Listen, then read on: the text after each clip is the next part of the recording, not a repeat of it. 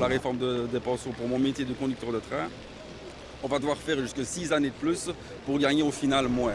Ça implique énormément de responsabilités, ça implique des horaires complètement variés. Ça se peut qu'aujourd'hui on commence à 3 h du matin, demain on peut commencer à minuit, donc c'est complètement des horaires décalés. Et je ne vois pas à 60 ans commencer à me lever à 2 h du matin pour aller assurer des trains et surtout assurer la sécurité. Le cheminot travaille dur. Par exemple, un agent de la voie qui travaille toutes les nuits, qui travaille par tous les temps, un homme de 60 ans qui continue à faire ça, c'est impossible, c'est invivable, il ne saurait pas. Nous allons devoir travailler beaucoup plus, donc minimum 7 ans, pour avoir une pension qui sera encore réduite. Mais de combien, on ne saurait même pas l'estimer actuellement, vu que d'autres mesures vont encore nous tomber sur la tête.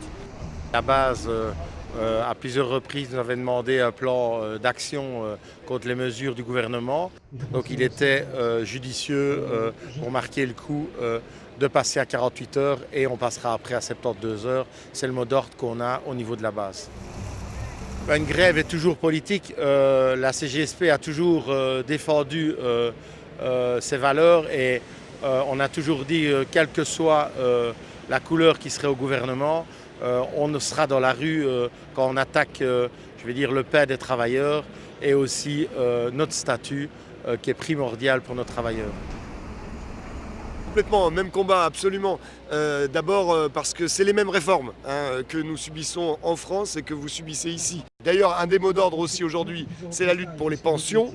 Et c'est dans toute l'Europe, et y compris en France, et Macron l'a dit, qu'on allait détruire la retraite par répartition, qui est un acquis historique de la classe ouvrière, notamment au lendemain de la Seconde Guerre mondiale à la Libération, pour faire rentrer la capitalisation, la mutuelle privée, etc., et détruire notre système de solidarité. Je pense qu'effectivement, ce n'est pas seulement de la solidarité, en fait.